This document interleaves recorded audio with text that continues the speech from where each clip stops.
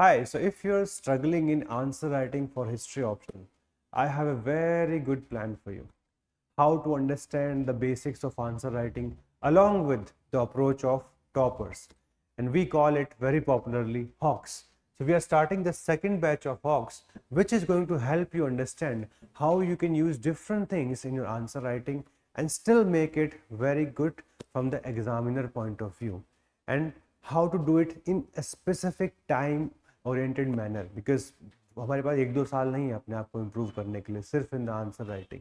That's why whenever you have to use graphics like this, okay, or if I show you this question that the period branded as the era of industrial revolution was essentially a period of transformation. So whenever such kinds of questions are being asked, what is going to be the approach of topper?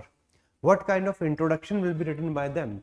Because whenever we read model answers थोड़ा सा supernatural वाली feeling आती है, because उसको prepare करने के लिए बहुत सारा टाइम लगता है और एग्जाम टाइम में उतने वर्ड्स भी नहीं होते हमारे पास, ना उतना टाइम होता है to directly write them. But if we see the answers of toppers, what kind of definition is being written by the topper on industrial revolution? Why is it good? What kind of method has been adopted in this specific kind of question? What is the best thing that we can see in their structure? Okay, so what is good, what method adopted, overall what is the suggestive thing? So all these things will be covered in this specific program. We are helping all the students so that they can score very high marks in history optional. So this is the way we are helping them out, by taking the case studies of the answer writings of the toppers in our test series as well as the toppers from UPSC arena. Let us just see one more example. Like if a question comes on Harappan civilization of internal trade, external trade, how the answer should be properly balanced with introduction, historiography, because majority of us, we have access to too much historiography material, but how to use it in the exam environment, वो नहीं समझ में आता. Exam में भूल जाते हैं कि हाँ कौन से हिस्टोरियन थे, कि श्री रत्नागर थी, चक्रवर्ती थे, बाकी टाइम पूरा टाइम हम पढ़ाई करते रह जाते हैं. बट टॉपर्स ने उसको कैसे यूटिलाइज किया, how they were writing introduction hardly in 3 to 4 lines, or whenever they were going for conclusion, how they just wrote in one line, and even that was impactful. If you wish to get understanding of all these approaches, okay, then this is the best course which you can have access to in today's time.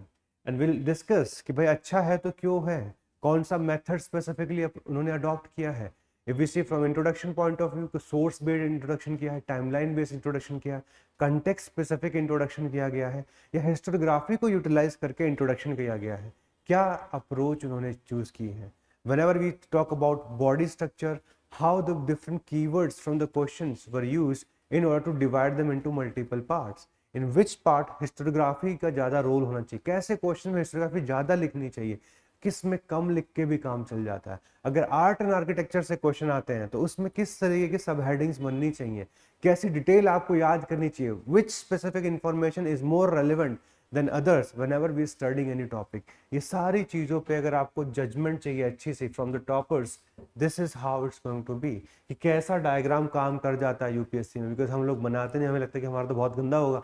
तो आप ये देख लीजिए इसमें आपको कौन से ऐसे सुनहरी चीज़ें दिख रही हैं, है ना, कि रियल अगर आप डायग्राम देखोगे तो वो कुछ ऐसा है, बट ऐसे प्रेजेंट कर दिया उसको माइक्रो डायग्राम्स में. And UPSC is appreciating these toppers, they are getting more than 300 marks. तो आप क्यों नहीं कर रहे हो इस चीज़ को. This is what I want all of you to learn from, किस तरीके से आप यूज कर सकते हो मैथ को to improve your marks in paper 1 as well as at least in modern India. Paper 2 में अगर आप स्पेसिफिकली बात कर सकते वर्ल्ड हिस्ट्री की, तो वहाँ पे अफ्रीका का मैप बनाना सीख सकते हो. बट ये तो सिर्फ एक चीज़ है, किस किस कैटेगरीज के डायग्राम्स हम हिस्ट्री ऑप्शनल में स्पेसिफिकली यूज कर सकते हैं, we are going to discuss in this specific course. तो ये सारी best practices we are making you available to all of you in the this specific course of hawks, और जिसका भी सेकंड बैच हम लॉन्च कर रहे हैं, so that all of you can understand, and that too at a very affordable price. Because normally what happens, some of the students they are like कि भाई हम इतना अफोर्ड नहीं कर सकते, तो एटलीस्ट आप सीख तो सकते हो, and you can apply it on your own if you have done self study, and eventually later on you want to give a very good attempt कि मेंस से पहले कम से कम तैयारी अच्छी हो जाए. तो अभी सही टाइम है, 2-3 महीने इसको अच्छे से समझ लो, because we are also going to provide you certain model answers along with it. तो क्वेश्चंस में जैसे क्या क्या चीज़ यूज़ करनी चाहिए, अगर ट्रेड पे क्वेश्चन आए तो ये 5 या 6 चीज़ आपको लिखनी ही लिखनी है. ये सारी रिकमेंडेशंस भी आपको मिल जाएंगी. आप हमेशा सोचते हैं कि टॉपर्स की कॉपी देखेंगे, इंट्रोडक्शन देखेंगे, कंक्लूजन, क्या अच्छा क्या बुरा, पर टॉपर्स की कॉपी में गलतियाँ भी होती हैं, ये भी जान लीजिए। और वहाँ पर वो भी मैं आपको समझाता हूँ कि हाँ ये देखो ये फैक्ट गलत है, और somehow since they have written the rest of the question pretty well, ये छिप जा रहा है। बट हो सकता है आपके केस में वो ना कि मेरी ही किस्मत बुरी है, वो गलत फैक्ट दिख जाता है बड़ी जल्दी से सबको। तो वो चीज़ें भी आपको जाननी पड़ेंगी, those precautions also we going to take. And if in some cases toppers have use very less amount of information in a very candid manner so that it appears कि हाँ बहुत अच्छा लिखा है, वो भी आपको सीखना पड़ेगा। Because answer writing is not just about the perfect environment, will you have understanding of every keyword, नहीं, ऐसी दुनिया नहीं चलती है।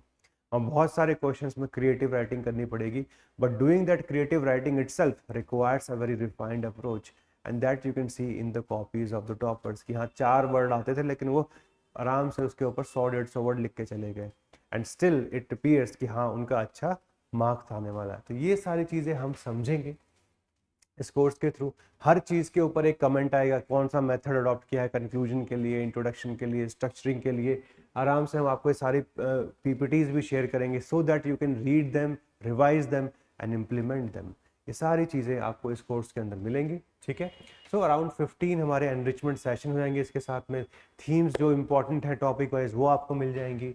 Then compilation of the toppers आपको साथ में मिल ही रहा है, integration of map diagrams etcetera, and we are also providing you roughly 40 plus model answers along with this program कि हाँ जब हम मॉडल आंसर बनाते हैं तो उसको आप कैसे, आप खुद के अगर नोट्स बनाने का मन करता है आपका इन द फ्यूचर, तो उसको यूटिलाइज करके वो भी बना सकते हो। That will be divided into 4 parts of ancient, medieval, modern and world. This is what this program is all about. If you have any doubt, any query, you can always reach out to these numbers and ask the counselor about specific things. And जब आपको लगे कि हाँ ठीक है, this is how it is, तो आप इसका पार्ट बन सकते हो। And please try to realize this is the time where you can improve yourself. Between prelims and mains, there is going to be so much pressure that if you have not studied well, तो बार बार आप पढ़ोगे छोड़ोगे, पढ़ोगे छोड़ोगे, that thing is going to be with you. This is the right time to become part of it. ऐसे अच्छे अच्छे important videos को देखने के लिए you can even subscribe to our YouTube channel. Some of the initial parts of the hawks वो YouTube पे already upload भी किया जा चुका है, उसको देखिए, समझिए कि हाँ कैसे क्या होना चाहिए। और जब आपको समझ में आ जाए कि हाँ मुझे हिस्ट्री ऑप्शन में एक्सेल करना है and what is going to be the right approach, then also you can think about joining this course. So all the very best, take pretty care about this thing, and I wish you all the very best.